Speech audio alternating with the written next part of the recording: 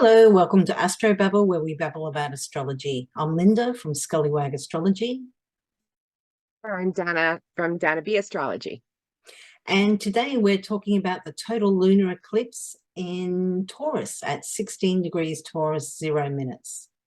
Donna and I did a lunar eclipse podcast not long ago, and we'll put a link to that because that goes through a lot more detail than we're going to go to in this episode, all about eclipses, what causes them, and what you can expect from eclipses. So we'll put a link to that in the description. And yeah, I've got a little map of where you can see this eclipse, because with lunar eclipses, because it's a moon, as long as it's dark, you can see it. It's not like solar eclipses where you have to be in a very specific general area. So I thought I might just share where this one's visible on timeanddate.com, which is fantastic for finding out eclipse data, time zones, all sorts of things. Try to be very interesting. It will be. This is going to be quite a day. Yeah, it's a very interesting chart. And speaking of, let's have a look at it. So this is a chart for the total lunar eclipse. This one's set for Detroit, Michigan. And we have Uranus, the planet of sudden, unexpected, revolutionary happenings or innovative things, really, really close, conjunct the moon. So yeah, only 56 minutes between them. So, and it's a north node. Very close. So yeah, hopefully a little bit beneficial, but that kind of sudden, shocking, unexpected Uranus in there kind of, you know, mixes things up a little bit, I think. Yeah. Eclipses tend to do that. They tend to disrupt normal things. But yeah, I think this one's going to be a little bit more like on steroids, kind of like, I think, sudden significant shifts. Yeah. I'm just thinking because this is on the 8th, and on the 5th of November, we have Venus opposite Uranus, and then we have Venus square Saturn on the 7th, the day before. And I think this might be kind of significant for some relationships. You know, I think there's going to be sudden gettings together and sudden splittings, and yeah. And we've got over on the other side with the sun, we've got Mercury and Venus. And Saturn is going to be squaring those marks within 2 degrees of orb. So it's pretty darn close. That constraint of Saturn is or lack of vitality. Yeah. This is a full moon. Lunar eclipses are full moons, and full moons tend to be associated with endings or high points or culminations. So yeah, sometimes people or things can be kind of eclipsed out of your life at this time. So interesting with that Saturn, and that Saturn's pretty powerful. It's direct and it's in its own sign. How fast is he going? He's not up to 100% of his usual speed, but you know, he's in pretty good position, squaring the eclipse. So kind of that tension of that new, exciting, we want to move forward, you know, out with the old, in with the new. And Saturn's kind of like, not so quickly. Yeah, and this eclipse is going to be taking place at the moon mansion, which is associated with the fixed stars and where it's at. And it's going to be good for sewing clothes, jewelry, demolishing buildings and stuff. So be careful about that. Journey, buying animals, does it say canals? Oxen? Does it what? Does it say oxen or just animals? Beasts is what it says actually. So I'm thinking bigger beasts, like, it's not good for associations with people in power. It will end up in regret, according to the old writers. And if you end up caught in you know, by the law enforcement, it could end up in long captivity. So mind your P's and Q's. Oh, wow. Yeah, good advice. Damn. Yeah, wouldn't want to get caught in that. Not a good time to be arrested. Mental note to myself. No, Yeah, right. damn. Hmm. Yeah, particularly with Saturn squaring that eclipse too. Exactly. We were talking in the last podcast we did too about that Venus square Saturn and the Venus opposing Uranus, that it was forming a T-square, and that, you know, one way with a T-square, sometimes you can look to the other end.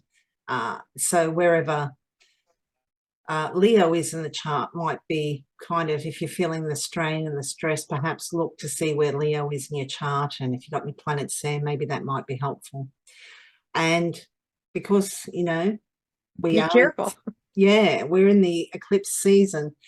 I know one of my kids has been like, oh, I want to do this, I want to do that, and I'm like, no, not during an eclipse. Do not do anything during an eclipse, you know, between the two eclipses. So And because Leo is the other sign opposite that Saturn, and Leo is typically the sign of leaders and stuff like that. That's why I'm mentioning this. If you have associations with leaders, it might not end up as well as you thought. that's interesting. Yeah. Very So interesting. this mansion is pointing to be careful who you associate with. Yeah, you might back the wrong That, horse. and because that happens on, you know, the United States voting day, that is Oh, interesting. that could have some implications there. Now these elections, they're for the Senate, are they? They're the general election. They're not for the presidential election, but they're for the like the House of Representatives, the Senate, as well as probably judges and you know, more your local government as well. But there's a lot of issues on the ballot, as our Aries ingress you know, video had shown, that women are going to be besieged, as they were between like the two malefic planets. Yeah. And there's a lot of struggles with figuring out exactly how the abortion is going to be handled in the United States, as well as many other things. Yeah, So that'll be there's a lot on the interesting. ballot. Yeah, Yeah. interesting. Definitely get out and vote. Well, shall we go ahead and do the horoscopes for this full moon total lunar eclipse? Sounds like a great idea. Okay. Now, So the full moons, as Lynda had said earlier, are all about endings or things that are coming together to fruition. So if you happen to be a Taurus, this is going to be happening in your first house. So with a north node there, it looks really good. You would think that things would be coming to you. That's what the north node typically represents. Yeah, and you have Uranus in there, which is a little bit shocking, but you know, this is things that you would have for yourself. So this might be you know, finally doing that project and finishing it up of whatever you're working on. Like if you wanted to, you know, do a class, this might be coming to an end. If you're doing something more for yourself, though, if you're wanting to change yourself, because this isn't the first house, and that's what happens to yourself.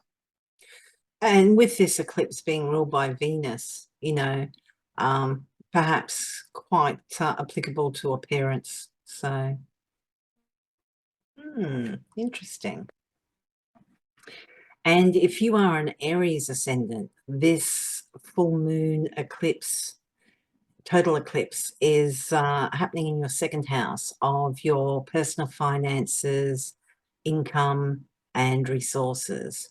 So there might be some disappearance or high point or ending regarding these matters. That Uranus there, perhaps there's an unexpected bonus, or unfortunately, particularly depending too, what natal planets this might be aspecting in your own chart. If it is, there could be perhaps a disappearance of an income stream, a job, or just a side hustle or something, or, some sort of regular financial or some other type of assistance too, whether that's moral support or being able to use somebody else's resources. So yeah, one of those things. Hopefully not too bad. There is that North Node there. It might be a case of it's shocking at the time, but it actually works out better for you in the long run. But yeah, there's that definitely surprise there. So this is going to be applicable for everyone. There's an element of, surprise, and some of us handle surprise better than others. So. And if you are a Pisces rising, this is going to happen in your third house. And that's going to be having to do with things that are coming to a close or a fruition, time to harvest whatever you're working on, as far as community groups and what's in your local area, as well as early school. Or it might even have to do something that's happening with your extended family, like cousins and aunts, uncles, that type of thing. Yeah. Yeah. And you got that opposition to it is a stellium. So that lunar moon is actually facing that stellium. There's a lot of activity during, no matter what house or where this is actually taking place. This is going to be a lot of activity no matter what rising sign you are, because those two full houses are opposite each other, and they're like, I'm seeing you right across the way, and that's a lot of activity. Yeah. And I mean, these are fixed signs too. And I mean, we've got, Saturn also in a fixed sign. So there's a lot of fixed energy. Fixedness. You fixed this. But there's a lot of fixed energy here. And, we've got that Uranus, like surprise. So yeah, I think a lot of people are going to be kind of like a little bit shaken up. But like I said, maybe not necessarily a bad thing. Sometimes we need a push or a shove to get us moving in the right direction. Right. And these effects will probably last around 4 days after and before the moon. Because typically if you work with animals, you can pick up on, they sense those full moons about 4 days ahead of time and 4 days after. So with all of this energy, you as well might feel all that energy 4 days ahead or 4 days after. Yeah. I know with eclipses too, they say that sometimes, like it's not necessary that, it happens on the actual date of the eclipse. Something relating to these matters might happen up to a month before or a month afterwards, or, so, and they may last as long as 6 months or so, but, significant events within a month, say, of the eclipse. Yeah. Eclipses are they're supposed to be, eventful. Yeah. A lot of kings have been born on eclipses. Yeah. Very interesting. And if you are an Aquarius ascendant, this eclipse is happening in your fourth house. This is the house of your home, your family, your heritage, your parents, and it also is your home and living conditions and real estate matters. So there might be a completion or disappearance or a high point regarding one of these matters. It might be quite surprising because you've got that Uranus there, and or it could be something that's happening to your parents. So yeah. And then if you are a Capricorn rising, this is going to happen in your fifth house, and this is your fifth house of creativity. So it's whatever you create. It could be art projects, it could be children, it could be hobbies as well. So whatever these, the significations of, be careful of the shocking and you've got all those planets on the other side. It's going to be affecting your fifth house. You might feel a little bit of that constraint there because that Saturn's there. So that In would the second be house. you might feel more duty to your children. Yeah. Or art Particularly projects. financially. Particularly. Because that Saturn's in the second. Yeah. Going to be in your second house. Yeah. I'm a Capricorn ascendant. It started already. One of them's moving out. They're a Taurus ascendant. So what does Taurus? Taurus was the first house, but yeah, they're moving out. It's like, oh, I'm going to need this and this and this. It's like, oh, great. So yeah, what do we got? Well, those are my curtains, and I'm using them right now. Yeah, basically. Yeah. And if you are a Sagittarius ascendant, this full moon total lunar eclipse is happening in your sixth house. So this is the house of illness. It's the house of our pets. It's service to others. So there might be a high point or an ending regarding one of these matters. It could be something as simple as, your dog is graduated from obedience school. It could be a passing out parade for somebody who's in the military or the police or the fire department or something similar to that. It could be something to do with, like, if you volunteer with others or for others. Yeah. Or it could be related to an illness. It may be, it would be really nice if it was a disappearance of issues related to illness. That would be nice. Whether that's plausible, I'm not sure. But yeah, it's endings, high points, and culminations. So something a little bit shocking, perhaps, surrounding these things, particularly if you have planets round about 16 degrees of the fixed signs, which is Taurus, Scorpio, Leo, and Aquarius. Yeah. And the inner planets was what we're talking about, because the outer planets are more, generational, and therefore everybody they don't move very fast. So no. Yeah. And if Scorpio is your rising sign, this is going to be happening in your seventh house. So this will be happening in your house of the other. It'll be with either a partner or somebody who you might have an appointment with. If you're who was that in the first house where I think it's Taurus. If you had if you had an appointment with a hairdresser or to get your nails done, this is going to be in that house. So if you are a Scorpio rising, people who you have contracts with, that one-on-one type of relationship, this will be coming to an ending, or you might have reached your goal with this person. Or the full moon's like a harvest time, isn't it? You're reaping the rewards at that time. So yeah, of your work. Yeah. Yeah.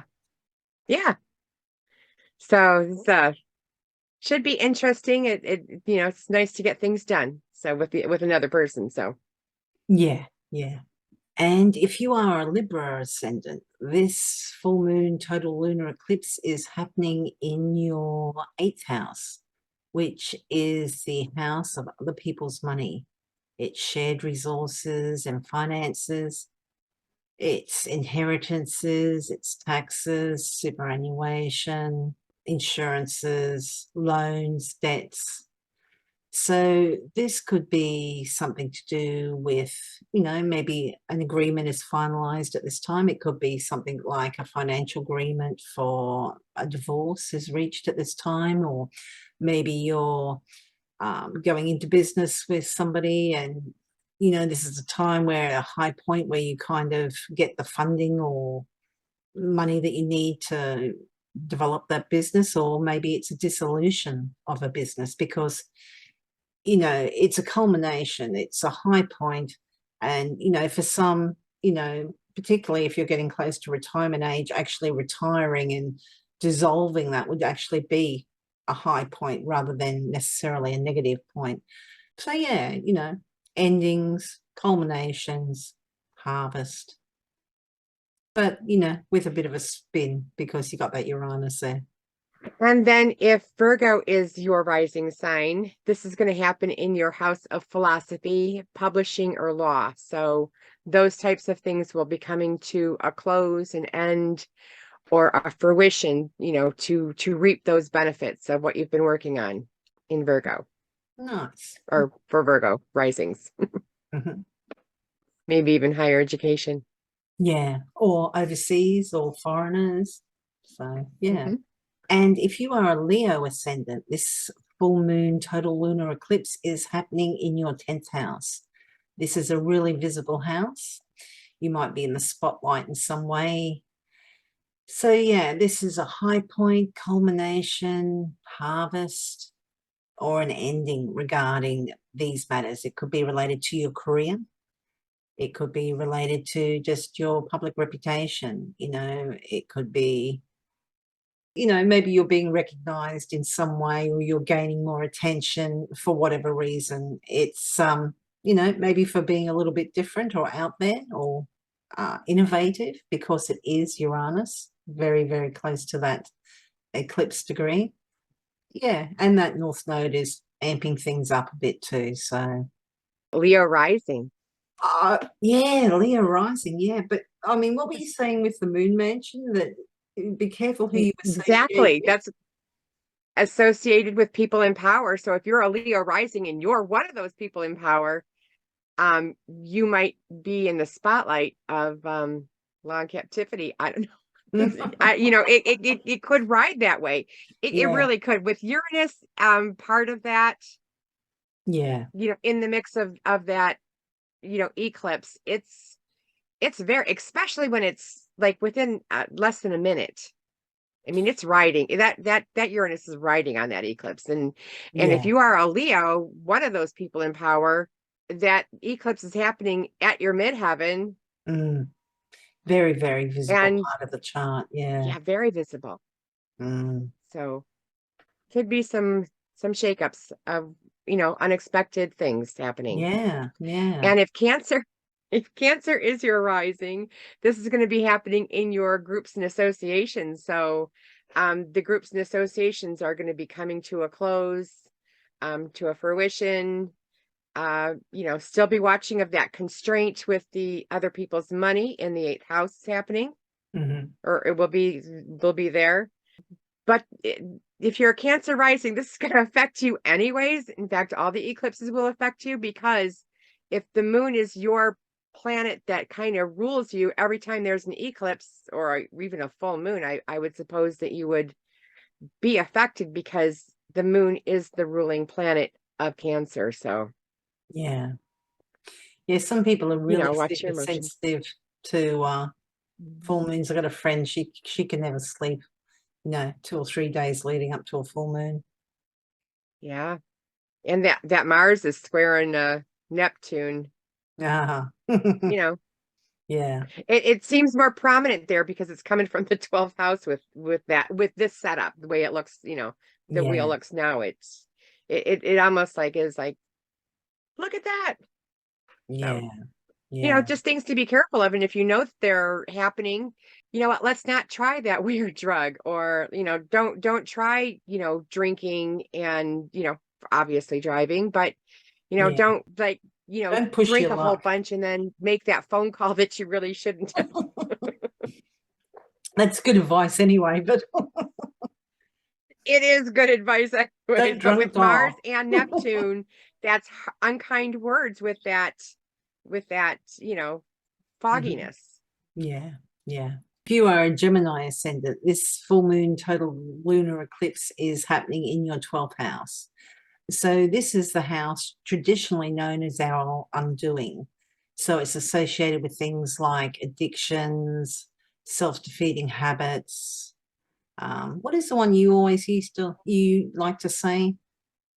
Escapism. That's it, escapism. Yeah, I think that's such a good descriptive word for the 12th house as well.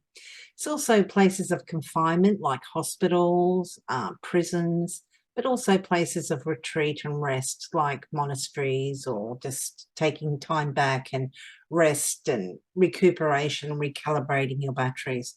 So there might be a high point or culmination or kind of harvest, some sort of ending regarding these matters. Maybe you've been taking time away from, mixing with others, taking time to yourself to, rest up and whatever. And, now's the time that you come out.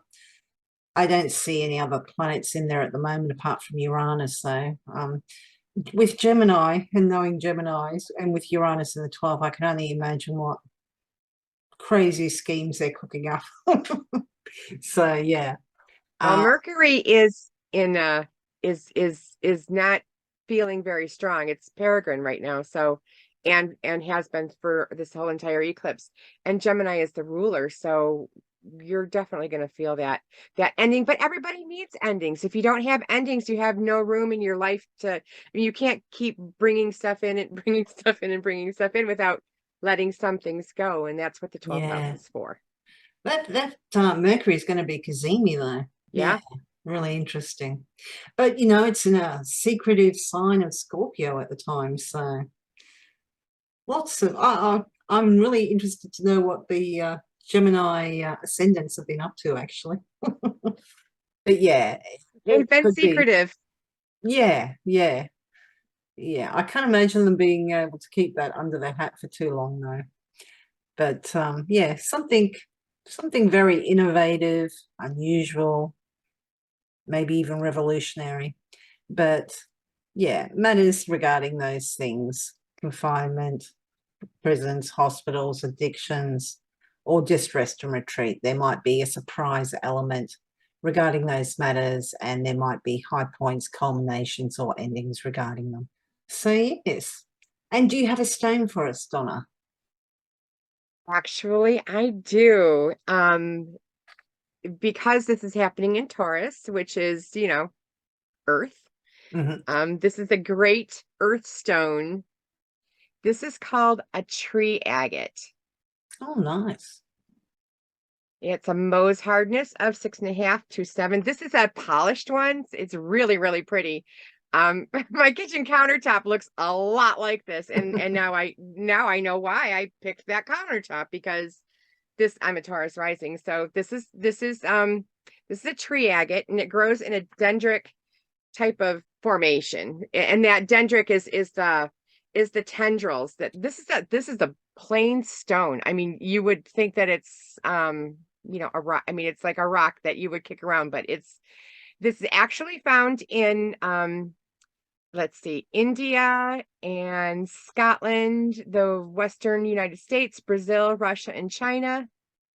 But yeah, it comes, it's not, it can be variegated, like how much green is in it. It's not like total. Oh, it's green. It's not gray, it's green. No, green. Oh, okay. Yeah, it's green. I don't know. Does that even help? I don't know if it helps. Yeah.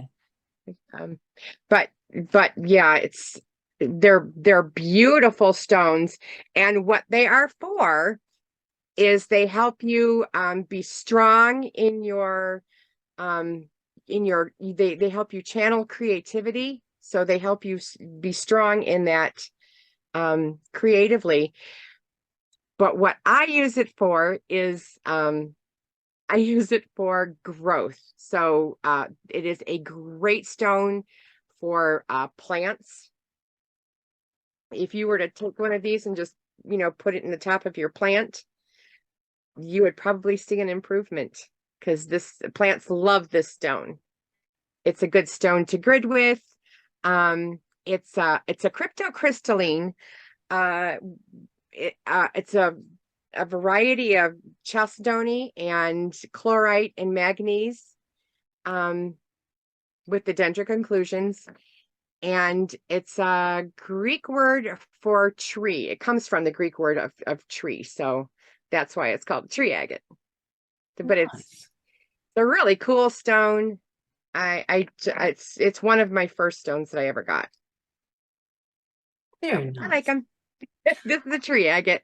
I And like you will see the pale ones, like the ones that have yeah, got more white than, yeah. It kind of makes yeah, it stand out more. Yeah, they're quite pretty, aren't they? yeah.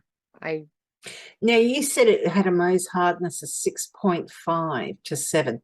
It only goes up to 7, doesn't it, the hardness? was up to 10. A Oh, it diamond goes is a up to 10. 10? Huh. I don't think we've ever done Oh, one that goes above 7. yeah, no. Look, we haven't. Yeah, there's a plenty of harder stones. This is corundum, which is an Okay, old stone, but yeah, nice. that Very is the good. tree agate, and it is a wonderful stone if you are a gardener. It is a wonderful stone um if you want to grow something. It's a good it resonates with the heart chakra, and it's also associated with the Taurus, the sign, the astrological sign of Taurus. So yeah, Very that nice. is agate. And you'll write an article about that. We'll link to that. I will write an article about it, and I will get a picture of all of the ones that I have so you can see how the different varieties will be. So go on my website, Mhm. donnabastrology.com, and you will go under the stones or crystals, and you can navigate to it pretty easily. Yeah. Hopefully. Hopefully. If you don't, please reach out to me. No, it's pretty easy. I think you've got Crystal Blog or something, and then, or Crystals and then Crystal Blog. Yeah.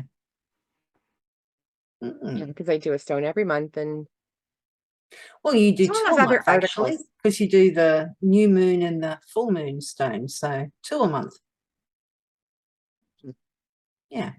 I was thinking that we're powering through this one because the last one we kind of yapped on for quite a bit. But yeah, we've got to get through all those aspects yet. So We I'll bring do. up There's the a lot. chart.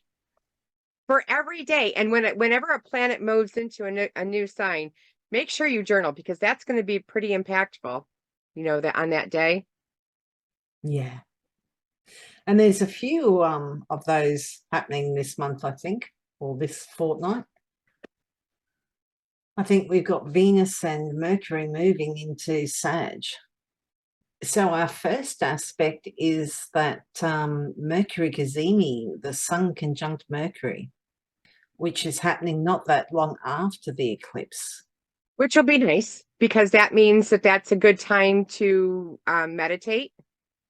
When that Sun and Mercury get together, it's a good time to get the mental abilities going.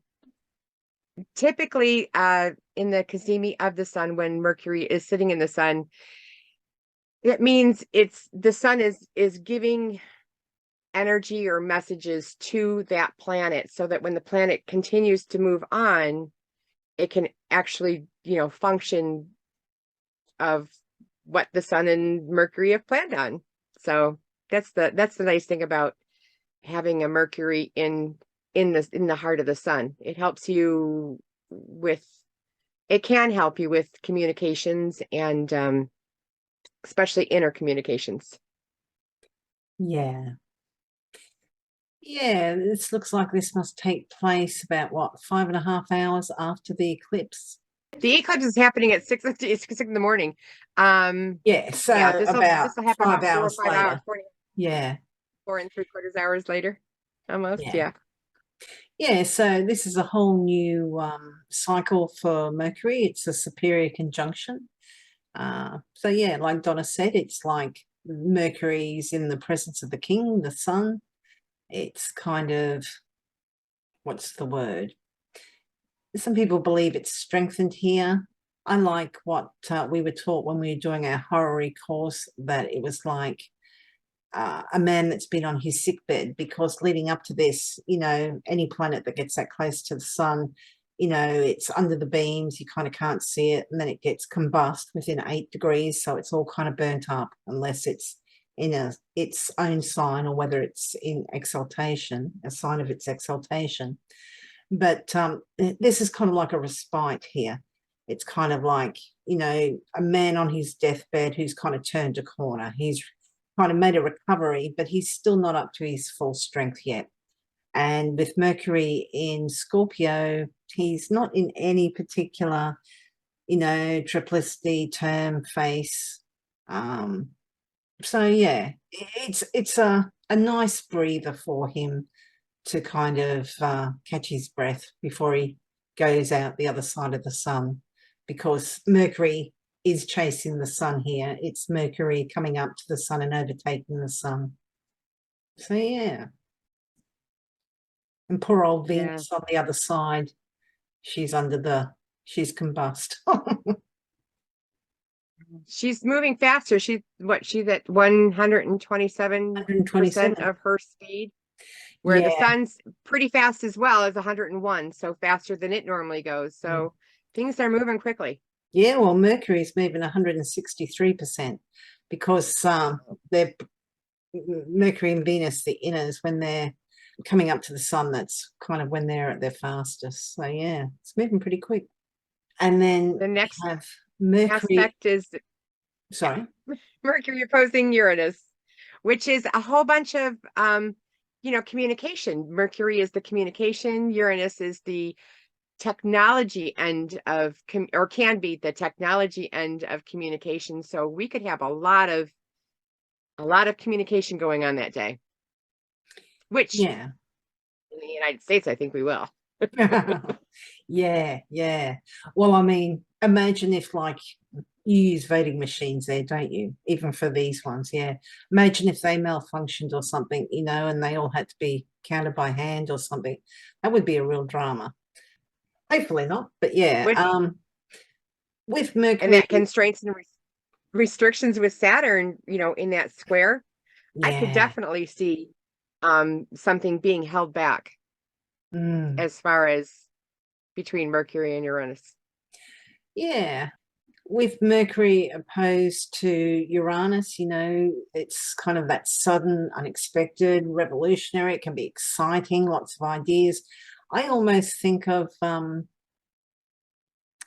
of when you're kind of overstimulated and overexcited, and it's wonderful and it's exciting and it's great, but it's just too much, jangled nerves and, and depending on your temperament. I mean, if you're somebody that enjoys change and new things happening, that's great. It might still be a little bit overwhelming, but if you're somebody who's very fixed in nature, this is just not going to be comfortable at all.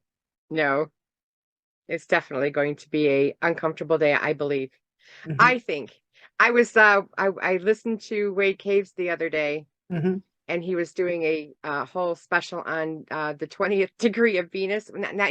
It wasn't on, it was on Roe versus Wade, but 20 degrees of Venus of Scorpio. Oh, really? Yeah, was hit quite often with it was the degree of the ascendant of Roe. Had 20 degrees of Scorpio on her ascendant. It was also in the midheaven at the time that it was reversed. I mean, it's just 20 degrees of Scorpio is just like boom. It's like, wow.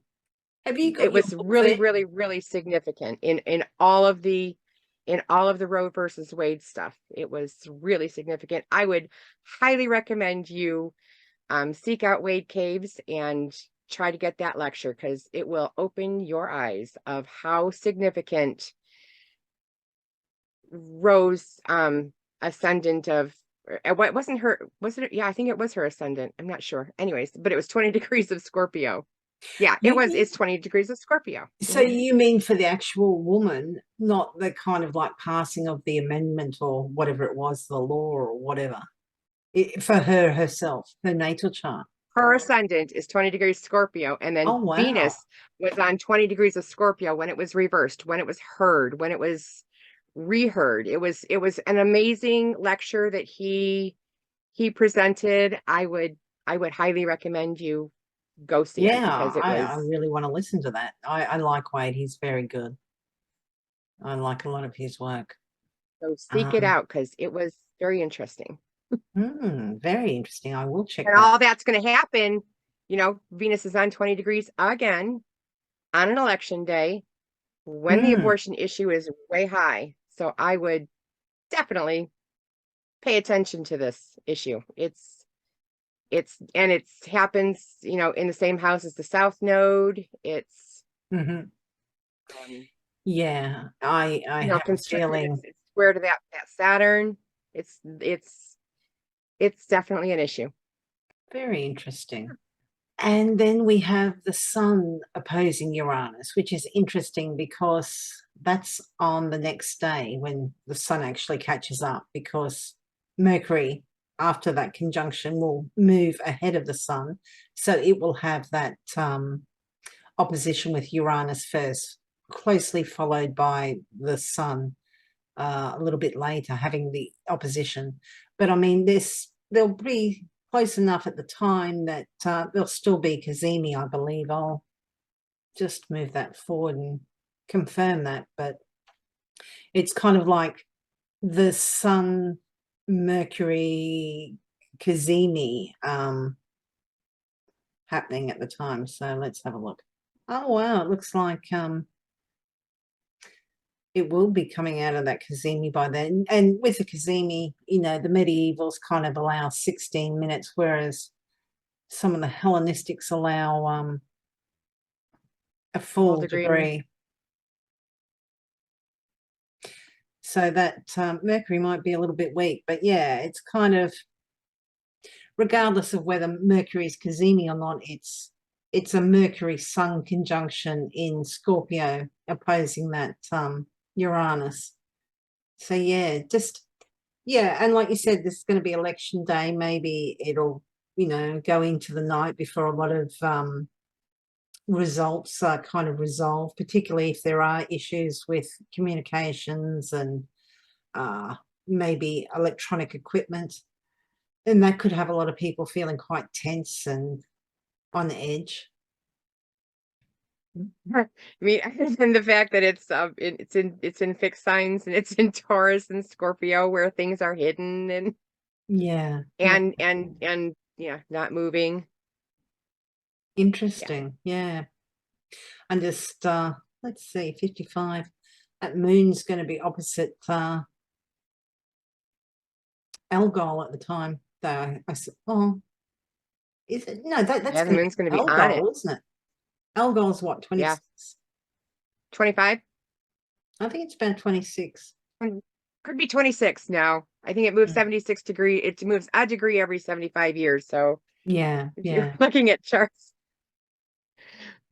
over 100 years apart, yeah, you kind of make those adjustments.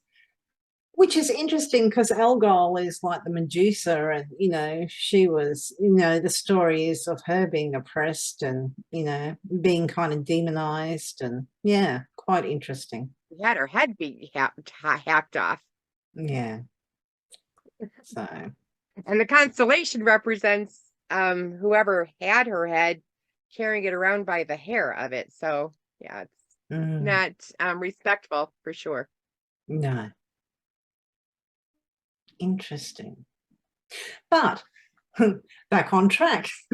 Sun opposite Uranus. Yeah, I think this is just kind of, you know, maybe you just don't feel quite comfortable with yourself. Maybe it's a time when it's a little bit challenging. Again, it comes down to how you react to change and, you know, a little bit of excitement. But you know, it is an opposition, so it is supposed to be somewhat challenging. You know, maybe you're being kind of prodded out of ingrained views or opinions, or maybe just being confronted with something that, you know, you mightn't have considered another point of view, because you do have that Mercury conjunct the sun at the time. Yeah, might be a lot of discussions going on, particularly in, say, the US, but regarding female reproductive rights. I mean, you've got Scorpio, which is very much associated with sex. It's ruled by Mars traditionally. You've got Taurus, which is ruled by Venus, associated with women. So it will be interesting. And then you've got that square with Saturn, which tells you of constraint. That's what Saturn is. It rules the barriers. It also rules rules. Yeah, rules, regulations, yeah. Restrictions, limitations, All that's going to be in square. interesting times, yeah. No, for sure. And so are we ready to move on Yep. to, okay, so are we on the Mercury square Saturn? Yeah, we Or certainly we did that. So Mercury, the communication, the Saturn is the rules. So I think a lot of rules might be highlighted for a lot of talk will be going on about rules, I think. yeah, kind of limited thinking, rigid thinking, perhaps a little bit conservative, and there's a push and pull, that Mercury, it's combust, it's burnt up, it doesn't have any essential dignity. It's peregrine, so it's like a stranger in a strange land, and Saturn's laying down the law. You might just feel almost oppressed by, you know, other people's opinions or conversations you have at this time. I know that, Yeah, like, for example, on my Facebook feed, I've got a lot of American friends on my Facebook and that. And quite often when, there's just been an election, every so often I'll see certain people post, I don't want to talk politics. I'm sick of people, even if they're not involved in it themselves or don't care. It's kind of like they're seeing friends or family all fighting in that. And it's, even if they don't have a dog in the race, it can be a little bit upsetting or confronting for some, perhaps. absolutely. Absolutely. Because we live within the society. I mean, we're all Mm, in that, I call it the salad dressing mix, when you can see the red parts of it and the pepper in it and in the mm. cream of the side. You can see those different elements in it, but we are all in the same bottle. I like that. It's very apt for a Taurus ascendant too, to bring that back to food. I like it. I like it. We're all in the same salad dressing bottle. Yes, we are. There's going to be some shocking things. Obviously, the planets are all, even though there might be an aspect, the planets are all still playing together, and Mm, there's going to be shocking elements, but um, definitely constraint in either how we communicate our words. mm. And that's a good point too. Like, even though we've had the Mercury opposed Uranus and Sun opposed Uranus, I mean, you know, they're only a degree or two away from that opposition, and still part of that T square, even though oh yes, that was a day or so ago. It's not like, okay, you have it and then it's done. It's kind of like, they have leading up to and then the actual exact aspect, and then kind of like a waning or a dying away of, but this is a very dynamic time.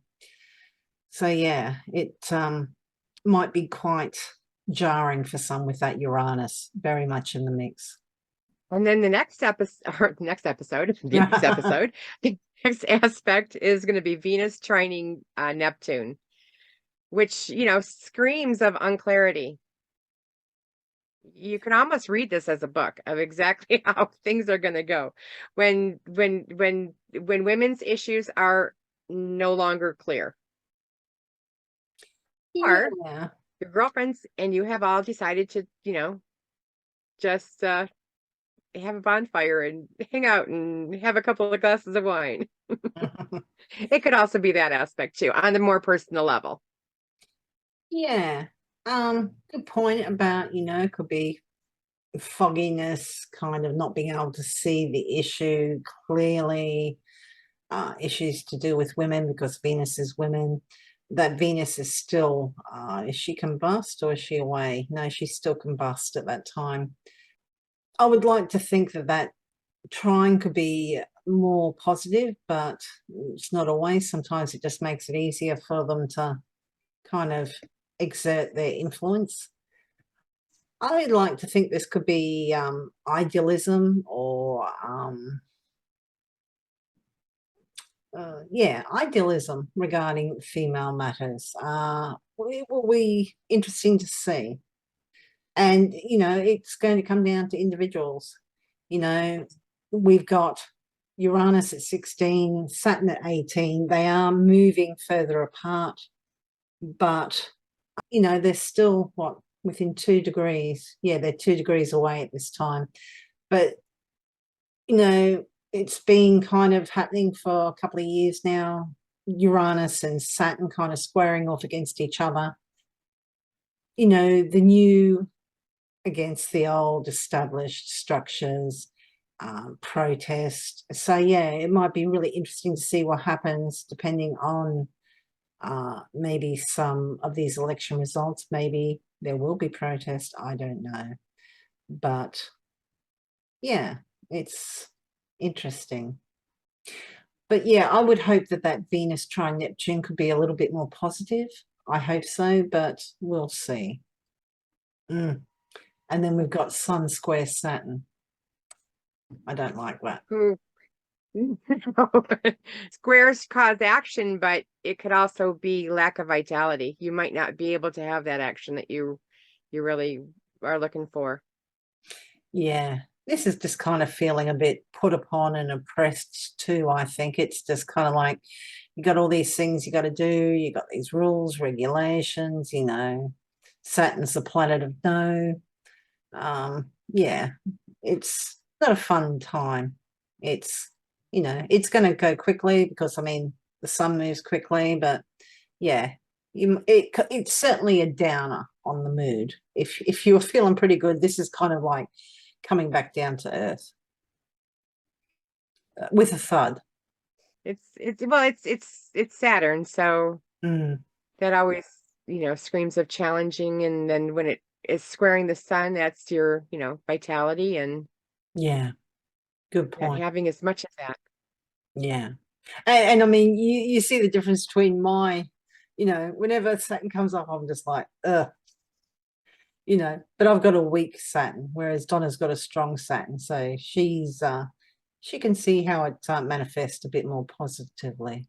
And then moving on to the next day on the 12th, we have Mercury is going to trine Neptune, which again, I'll speak with, it's time to have a glass of wine with your friends. Yeah, it could be fun. Have that little chat. Mm. A trine is something that moves pretty easily, as Lynda had said. So maybe a good conversation, maybe a relaxed conversation is definitely in order. Yeah, I mean, if we take this as the trine being able to just more easily exert its influence over, what are we doing? Mercury? Yeah, that could be a case of confused opinions, communications, cloudy, foggy, even perhaps deceptive. But yeah, I like to think that this is a little bit more idealistic because that Neptune can also be idealistic. It can be very altruistic. It can be very self-sacrificing, and it can be very spiritual even. So it's a trine. It would be nice to see it used positively. And I mean, it's not like everybody on Earth is going to have experience this exactly the same way. Some personal lives, it might be quite idealistic and altruistic and all these lovely things. For others, it might be a case of just, what is going on, It could be a really great time for creativity with that trine. Absolutely. Yeah. Particularly with Mercury and Venus quite close together. So particularly artistic creativity. Good for inspiration, maybe, and good for intuition, perhaps. I would think so. I would definitely think so. Because that's what we're still in that, thin veil era. I would go 15 days, prior to Halloween and 15 days after. Okay, and then we have Venus sextile Pluto. This is always, Venus and Pluto are that Persephone Hades theme that could still be going on, where Persephone had her rights taken away and she was kidnapped and taken down to Hades and had to be rescued. And there's a whole scenario on that. I would think that that would definitely be one of those topics that are floating in the air. Yeah, it's interesting because this is going to be what, 5 days after the election. So maybe, I'm not sure, maybe this is kind of on the ballot for some states, perhaps, I think, yeah, a lot of states. Well, yeah, so this might be kind of leading up to when maybe legislation, for good or bad, depending on, what side you're on and, your point of view, I suppose. Yeah, it could be interesting. I mean, it's I don't have a sextile. crystal ball, which would be nice, Yeah. but we don't. But we can see where the issues will be coming up and when it needs to be talked about. So no matter what side wins, Mm, the other side is going to not like it and want to talk about it and want to try to mm. hopefully negotiate the law so that it's more comfortable for everybody. That's what I would hope. Yeah, it's Rather have negotiations going on than, there are some astrologers that think that the United States is headed for a civil war. yeah, So yeah, I've heard that too. Yeah. I think it's the Pluto return. I'm not sure why, but there's a Yeah. lot of issues that we need to reevaluate. And I think that's what the Pluto in Capricorn, where it was when we signed the Declaration of Independence, it's a return to. And I think we're just readdressing all those basic, rights and how our laws should go. Yeah. It might be. I wonder if it could be like, and I should imagine this would be upsetting for Americans or people from the US. So take this with a grain of salt. But I wonder, there seems to be a huge preoccupation with the amendments. And, who knows, maybe there will be a review or not a tearing down, but a transformation of some of those amendments, perhaps. That's exactly what Pluto is all about. Yeah, possibility. With this Venus sextile Pluto, sextile is usually quite a helpful aspect, but because it's an outer planet, sometimes it just allows it to kind of do what it wants easier or with more ease. That Venus isn't in very strong position. She's in detriment. She's in her own face, but that's about it. She was, when we were talking about something else, Venus, maybe trine Neptune earlier, she was in better condition. And by this time, she's not good. She's in her own face, so that's something. Got Mercury there, still combust though. Hope for the best, plan for the worst. That's right. At least you know what's coming. I mean, that's half of the, acknowledgement is, the first step to getting solutions. If you don't recognize there's an issue, then you're not going to see any, you're not going to resolve any issues. Yeah. Oh, and then we have the next day we have Mercury sextile Pluto. So there would be transformation in how people communicate. Pluto is that planet of transformation, and Mercury the communication. So how we communicate might change, what we communicate about might change. It's a bunch of change.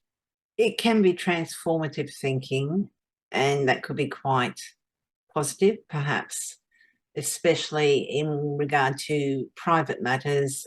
If we're looking at this as, say, on a national level or a mundane level, particularly for, say, the North America or the United States.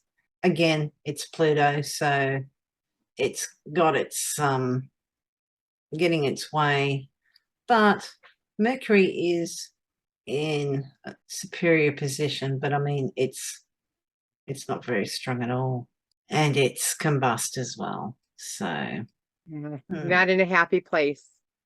no, until they kind of get out to about somewhere in Sag, I don't think they're going to be very comfortable.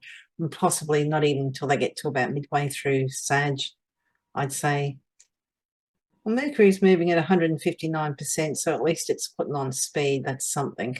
But yeah, and this following so closely on the election, and you've got this is following just on Venus trine Neptune, and you've got Venus sextile Pluto. A lot of talking, particularly about values, and that Mercury and Venus are getting closer and closer together. They're going to conjoin or be conjunct. When is that?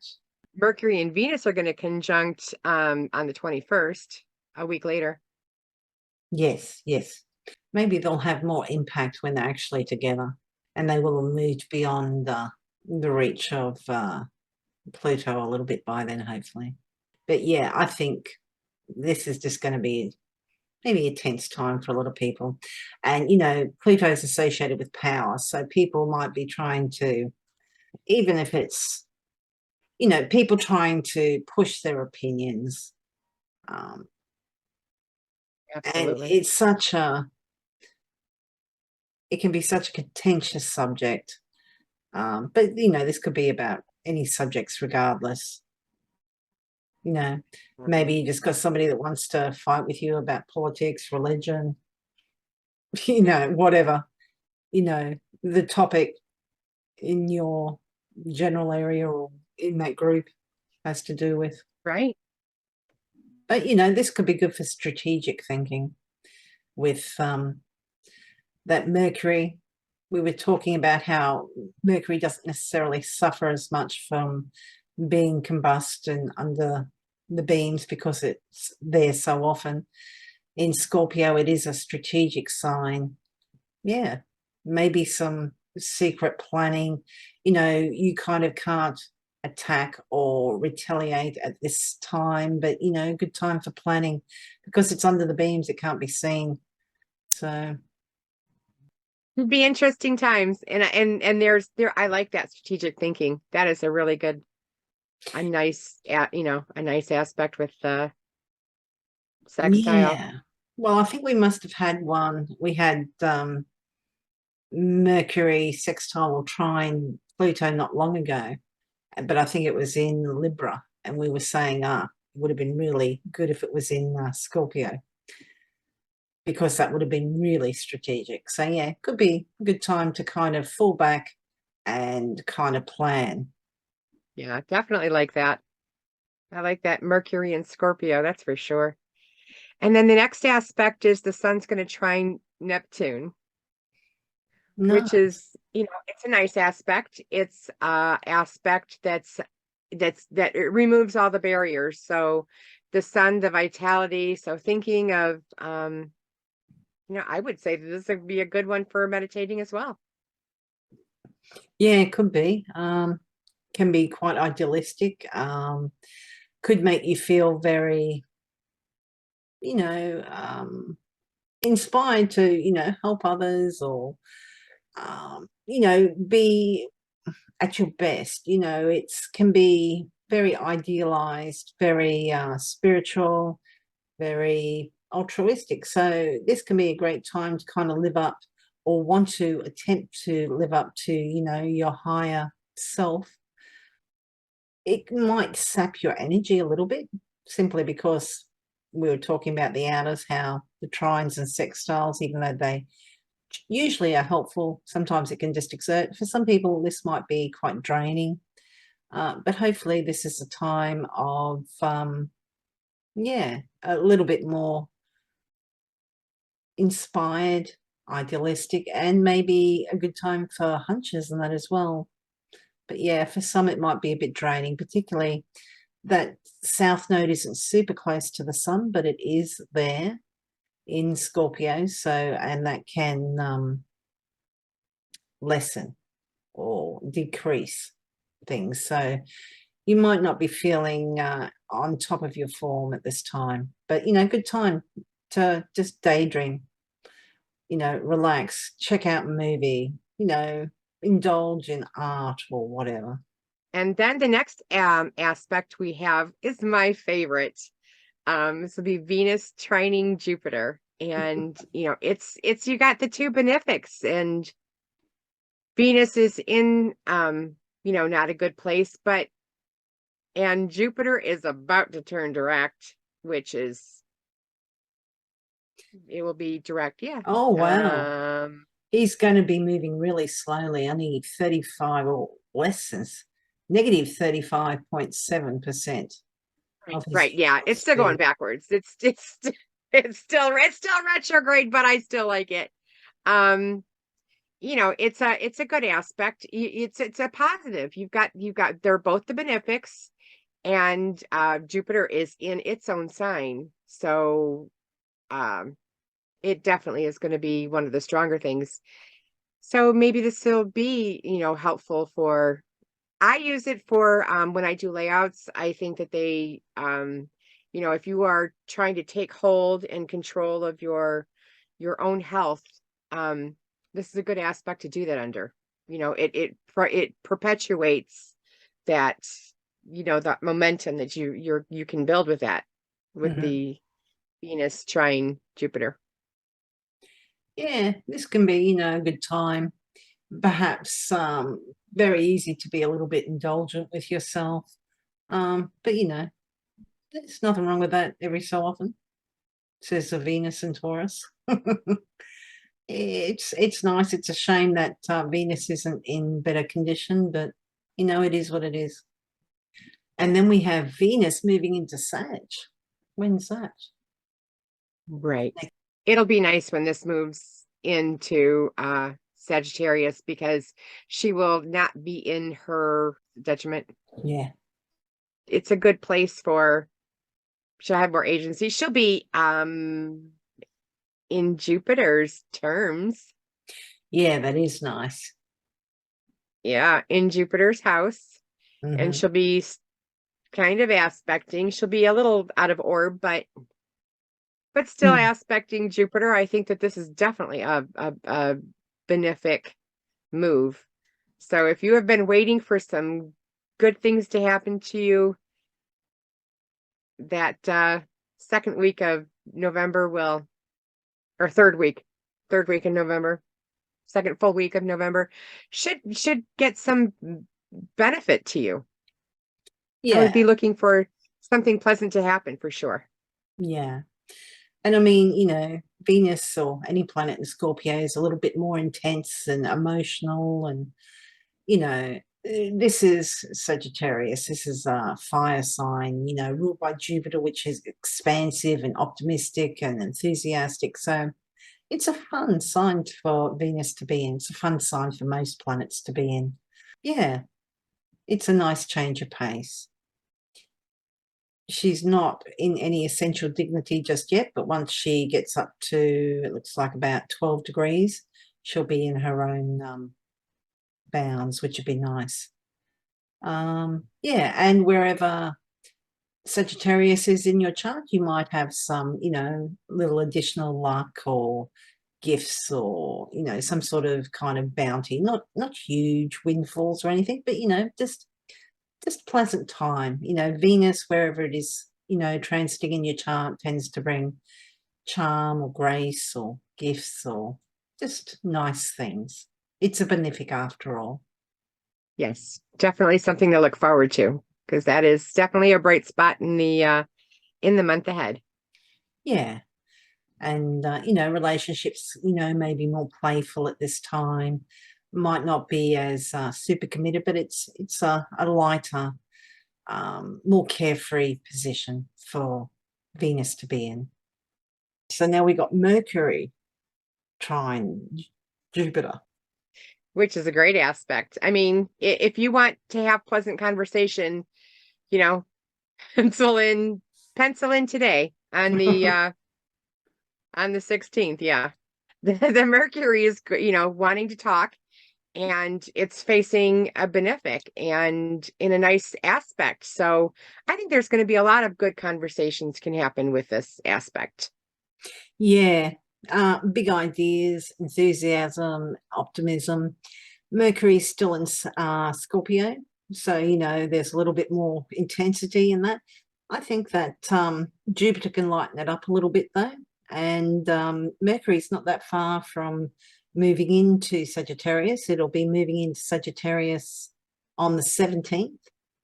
It actually will be in detriment then because it's in the sign opposite its own sign. But, you know, yeah, this is expansive, big ideas. As it's a trine, I don't think it's kind of going to be a case of like, you know, you're too unrealistic. Yeah, it might be a little bit unrealistic, but it's more a case, I think, of, yeah, you have these big grand ideas, but you're not necessarily talking about implementing them.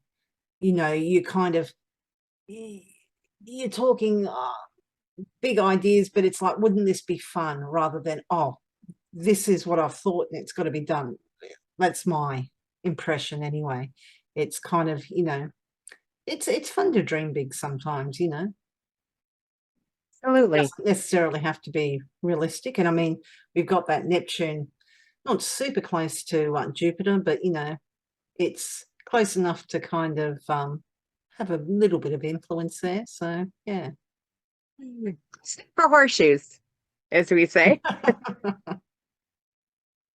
Might not be a ringer, but it's at least, you know, it's in the vicinity of the peg. Well, yeah, you know, all these things, inventions, that somebody had to dream them up first. And I mean, you know, you think of all the things we've got today just from when we were kids, you know, it's just amazing. It always amazes me when I think of people born like, you know, 1900s, the things they saw in their lifetime, incredible. Change, like transportation, how we get our news. I mean, even things like, you know, being alive when there was no such things as aeroplanes to their landing on the moon. It's just crazy. So yeah, sometimes, you know, thinking big, it needs to be done. Maybe it's not going to be implemented at this time, but you know, it's good to dream. trying to think of, you know, here I'm thinking we're going to move into, you know, more of that air travel with all of the planets, you know, going into air signs. But yeah, but Chris Brennan was talking about on his forecast for November. I think he was talking about Avatar is going to be released in water. You know, it was in air, and this time when Jupiter's in Pisces, it's going to be in water. It's just okay, interesting. I wonder where our travel is going to that. be. Yeah. Yeah. I would like to see Uranus get out of Taurus before we move into air travel, like too much new. I just remember I did an article on Uranus and Taurus and went through different historical things that happened, kind of listed them all. There was a lot of transportation problems, like the Hindenburg.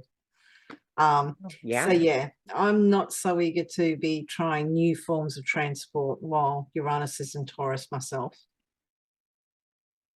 I'm waiting for it to be in Gemini.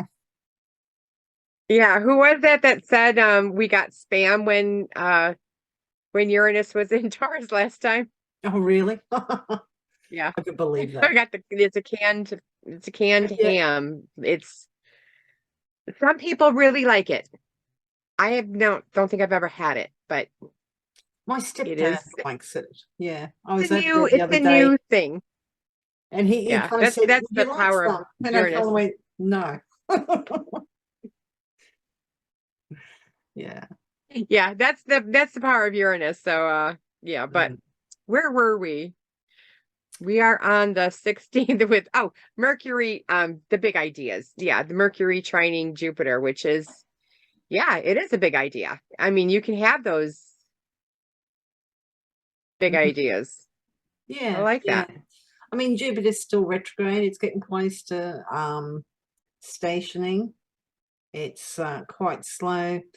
But yeah, I don't think there's any danger of kind of, you know, having these ideas and, you know, getting carried away. I think this is just talking, shooting the shit. It's just, you know, just talking big Brainstorming. ideas. Yeah. Yeah. Shooting the breeze. That's it. That's a more polite version. But yeah, I Yeah, think this could be fun. This could be fun for yeah, get-togethers. definitely. Definitely. Definitely. So the next aspect after that one will be Mercury's going to go into Sagittarius, which is nice. Yeah, it's I think a actually, lot of the hidden talk will be gone. yeah, it's in detriment because it's ruled by Jupiter. Having said that, I personally like Jupiter ruled Mercury's, but I'm a Pisces Mercury, so I'm biased. Big picture thinking, rather than necessarily detail orientated, like when it's in a sign ruled by Mercury, yeah, such as Gemini or Virgo. But, like we were saying, sometimes we need people to kind of think of those big ideas and you know push those boundaries a little bit. Yeah. Having said that, Sagittarius is a sign associated with like putting their foot in their mouth, so sign known for its honesty, so it's a fire sign. Yeah, they're kind of we go from secretive communications or kind of hidden innuendos and all this to kind of like foot and mouth, kind of very blunt, to the point, but they're usually quite fun. Yeah. I associate Sagittarius with the fun part of life. Mm, mm. Yeah. And I mean, like, we're getting in the end of November at this time, or mid-November. We're getting into the party season, so yeah. Travel. Hmm. Yeah. Yeah. Any big travel Mm. for those people who get to take a 6 weeks vacation? And yeah, that'd be really nice. Yeah, that would be nice, wouldn't it? So yeah, so So wherever then, Sagittarius is in your chart, you've kind of got Venus there at the moment, so she's bringing her bounty, and now you've got Mercury here, so you'll be thinking and communicating more with people and topics to do with wherever Sagittarius is in your natal chart. he'll be in detriment, but he's going to be sidling right up next to Venus, and she's a benefic, so she's going to be able to help him. Yeah, she's going to kind of take a little bit of edge off that bluntness too, I would think. Well, that'll be nice. You'll be charmingly blunt, if there's such a thing. There is a way. There is a way to be blunt and charming at the same time. Some people have a better challenge with that than, I do. But a polite way of saying I don't like how everything is going is, well, I'm not in charge. Oh, that's a point, yeah. That would be a nice way of saying that. I don't like how things are going. Okay. But yeah, there are nice ways of saying it as, yeah. I can remember a few statements from my dad, of how to say things nicely. You have a bit of Venus But in yeah. his chart, did he? Yeah, but both of my parents have Venus in their first house, which is, Nice. they were very nice parents is Mm, what I ended up with. nice. Which was nice. So yeah, they both have Venus and the moon in their first house. Oh, wow. Nice. So yeah, the next aspect we have going on. Ooh. Like you were saying earlier, it's like a good day and a bad day, and a good day and a bad day, and a Yeah. good day and a bad day, and a bad day. It's kind of like, if you don't like it, just wait a day. Kind of. It's like the That's how weather. this whole and there's an aspect every day. It's like, Mm, yeah. it's But we're almost through, but the next aspect is going to be the sun is going to sextile Pluto. yeah, Sun Yeah, sextile Pluto. it's going to highlight those things that are hidden. It's going to highlight those things that need to transform. It's going to highlight the power struggles. I'm going to go positive with this. Okay. Yay. I'm going to go with feeling empowered. You know, that Mercury's in Sag, so is Venus. I think we're feeling a little bit less tense at this stage. Let's have a look. Uranus is at 16, Saturn's at 19. They're kind of getting about 3 degrees away from each other. That'll take some stress away too. I think this is feeling kind of a little bit more like things are getting back on track, hopefully. For some people, it might be a little bit more kind of transformative. It might be, sometimes, unfortunately, transformation isn't comfortable, you know, but it will depend on your own chart. But I'm going to hope for, yeah, feeling more empowered, just generally speaking. I like that. And with the full moon, if you have the sun sextiling Pluto, which this is, you know, you're looking for, you know, transformation. You can't do transformation until you have gotten rid of some stuff. So, yeah, I like that.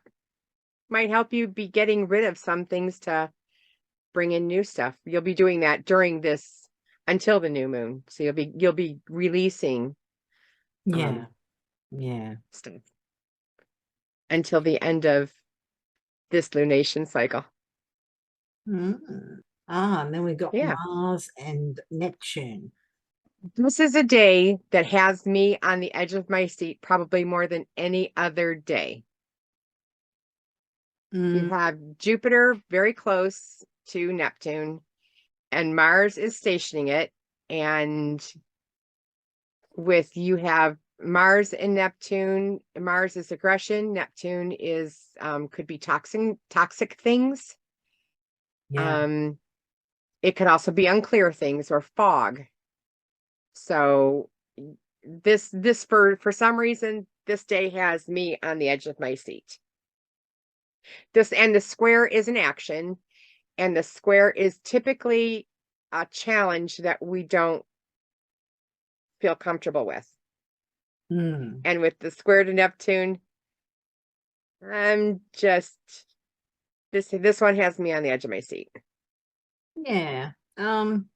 Personally, like generally for people, not like mundane astrology looking at world events or anything, but just for personal, could be lack of energy, feeling kind of drained, because that Neptune can kind of drain that energy. That Mars is already retrograde, so it's not in a powerful position. Speaking of mundane, it could be indicative of naval battles, perhaps, because, you know, you've got Neptune associated with water and that, it's in a water sign. Or it could be confusion about, you know, direction or where you're going to expend that energy, or just confusion about, you know, anger or aggression, you know, not knowing, you're kind of irritable, but you're not really sure what's upsetting you, or, you know, what's going on. Yep. And Mars is with that Mars is with that square. So you, as you were saying, it's in Pisces, and I know Australia has been having issues with a lot of rains. Yeah. This could be, you know, that Mars, Jupiter and Neptune are definitely within orb of each other, and and all of those planets, Mars, Jupiter, and Neptune, are all retrograde, so they're all going to be acting, you know, kind of wonky, kind of like not as positive as they could be. And that's the reality of retrogradation, retrograde planets, is that they do act wonky. And you have that bigness with, you know, in water next to a, you know, a water planet, Neptune, and Mars, which is trying to cause action and maybe some separation or burning. So out of all the days, When you were talking not about my that, you favorite. know, burning and water, and kind of thinking like, you know, you get something flooded and then, you know, like power lines come down, you know, electricity, which is kind of more, I suppose, Uranian or Mercury, but you could have things shorting out, catching fire. Yeah, can you imagine a fire and a flood? Yeah, how unlucky would you have to be? Yeah, it's a little bit concerning with all the rain we have down here. So when does Jupiter move out of Pisces, I wonder? I don't think it's until about March or something, is it? I'm not sure. Yeah, I don't think so. I think Or it it's might even be December. I don't think I don't think Jupiter's in there for it long. might I'm not sure Yeah, I think maybe December. I think because I've, it's going to start going fast. How yeah. fast is Jupiter going now? Minus Uh, 18. So yeah. yeah, I think once it turns direct and starts going the other way, Mm, yeah. it'll be going faster than 18. Minus 18. Well, yeah. More or less have to be, wouldn't it? But yeah. Mm, Opposing the moon right there in Virgo, the land. yeah. Hmm. Yeah, be interesting. Yeah, I think we're done with our floods down here. You can just move on as far as I'm concerned. Okay, we'll put that We'll on the list. notify Jupiter and Neptune and Notify Jupiter. yeah. I'm sure they'll be just dying to hear from me. Have you been seeing Jupiter? Jupiter's in our night sky. Is it in your night Yes. sky? Yes. It's beautiful. Just Yeah. it rises and just so bright and Mm, very, very nice. Very nice to yeah. have that benefic where you can see it, you know. Yeah. Yeah. It's really I don't nice typically to. get up early enough for Oh, Venus. well, I think it rises. It's not too bad here. I can look straight out here when the blind is up, and quite often it's kind of situated so just outside my window. I see it quite often. And then so the next aspect is going to be we are on the 20th. So Sun trining Jupiter. This is enthusiasm, optimism, generosity. Jupiter still is retrograde, so not as powerful as it could be. Could be a little bit, maybe not as enthusiastic or optimistic as you could be, but there's certainly a glimmer of it there. I wouldn't think that it was. I suppose there's a possibility it could be, what's the word? Getting carried away, not being overly realistic, or yeah, not being overly realistic about things. But certainly, a shot in the arm, a boost of enthusiasm is. I think it's never really a bad thing. So Yeah, that is nice. It's anytime there's a benefic in the mix, especially Jupiter. It's Jupiter's my benefic planet, so yeah, in yeah. my chart. So I happen Actually, to like Jupiter. I was just looking with that Neptune close to Jupiter. Maybe it could be a little bit of over enthusiasm or overestimating what's happening and that. But it's a transit from the sun. It's going to move quick. I think this is just a feel good aspect. Yeah, a shot of vitality. And then the next aspect will happen on the 21st, and that's Mercury is going to conjunct Venus. Yeah, very nice. Both in Sag. Mercury is not super powerful. It's in detriment, as we were saying earlier. Venus, I think, we should be in our own terms by then. No, she won't. But still, it's a In nice. Jupiter's terms. Yeah, yeah. It's nice, charming conversations, quite entertaining, I would believe, in Sagittarius. Sagittarius, it's ruled by Jupiter, so big talk, big tales. I think of this as very much the sign Mercury in Jupiter. It's a storyteller. Mercury in Stories. Jupiter. Mercury in Sagittarius, sorry. Yeah. How does that expression go? Don't let the truth get in the way of a good story. And not in a deceptive way, but it's just like, well, there's some creative license used. Right. I like that. Sounds like a pleasant day for sure. Yeah. Yeah. Could be fun. And with the they're pulled away from the Jupiter Neptune, so I don't think that's gonna really influence the what you're having with the Jupiter Mercury, or the Mercury Venus. I don't think, I think they're far enough away from Jupiter to be influenced by him that way, other than they're in his sign. And he will try to help them, being the benefic planet that he is. But yeah, it's still nice. It's still a nice aspect with,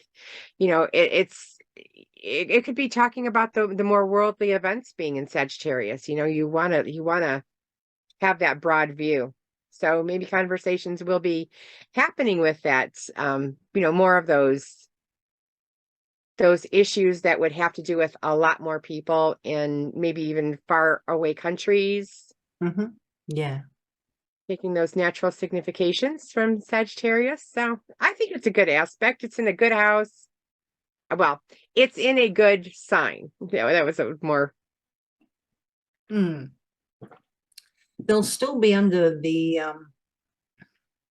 beams that combust the sun. So yeah, could be this would be a good time to sneak away and have a party, I think, or conversation, not in a nefarious way, but in a just kind of like, well, I don't know, kind of like playing hooky from school way.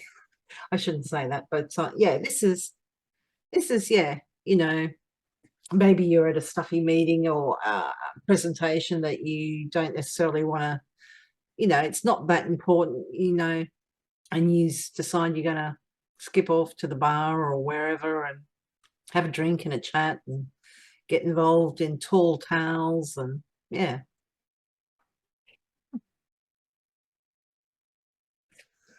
Not that it's not aggression. It's not, none of the malefics are influencing on any of that. So yeah, very nice aspect. Very nice aspect.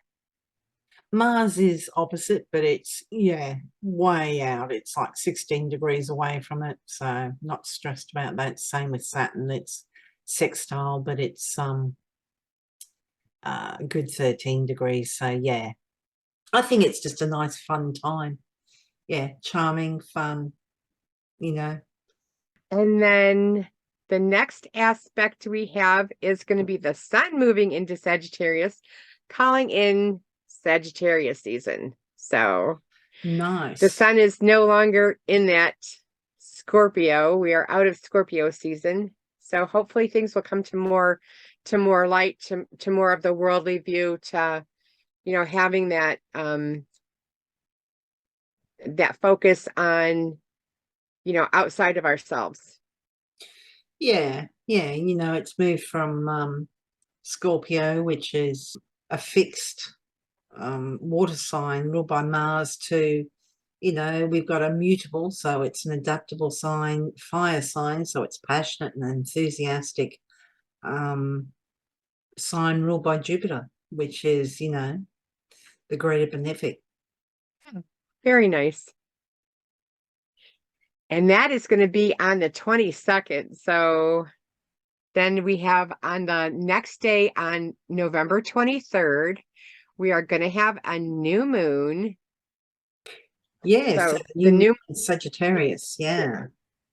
At 1 degrees 37. So this is going to be affecting no longer the fixed signs. This will be affecting the mutable signs. Yeah. Venus, not super close, but close to that new moon. What else have we got? Anything at 1? No. Yeah, so its ruler Jupiter is going to go station direct within hours of this new moon too. I think, what is it, about 5 or 6 hours afterwards. So that will Which will be nice. Yeah. So Jupiter's going to be stationary at this time. It's more or less still, or it appears to be still. So, yeah, I'd imagine that would kind of give a little bit of extra push to that new moon. And because new moons are new beginnings, I think a a little bit of enthusiasm and optimism, generally speaking. Yeah. Yeah, I mean, Jupiter's in one of its own signs, which is nice. Yeah. And it's going to be influencing that new moon, because Yeah, that's going to be in Jupiter's sign too. yeah, With the benefic. I mean, all the benefics are there. So I think a good time. I think so too. Yeah, nice coming up to the holiday break too. Exactly. That's exactly what I was thinking of, because our Thanksgiving is the following day. Oh, okay, so it's the 24th. Yep, yep. Oh, that's nice. And we are then for sure in holiday season then. But I like Jupiter going direct, which will be nice. That will be It nice. won't be in Pisces for very long No, I think at that all. moves pretty quick. Yeah. I want to think at the beginning of December, maybe December 6th. I don't think it's going to be in there very long at all. I'm feeling around about Christmas. Let's have a look. Do you think so? I think so. I think around about the 23rd, maybe. Where are we? Ooh. Oh, there you go. 23rd of December. Might be a day beforehand. There it is. 20th. Oh, okay. December Yes. 20th. So it's going to be less than a month. Nice. And just on a note for the eclipse happening on the November 8th, if you have Lynda and I did a video on the Sibley chart. If you look at that video, you will remember that the United States Sagittarius rising is in Sagittarius, which will make that eclipse that's happening on the 8th in the United States 12th house. So it's going to be on that 6th, 12th house axis. So I'm not looking forward to this eclipse, but after that and going into December and start moving on, I think better times for sure. Yeah. Just looking at, oh, it's Mars that's out of bounds. Yeah, I think Mars is out of bounds for more or less the whole time it's retrograde. Interesting.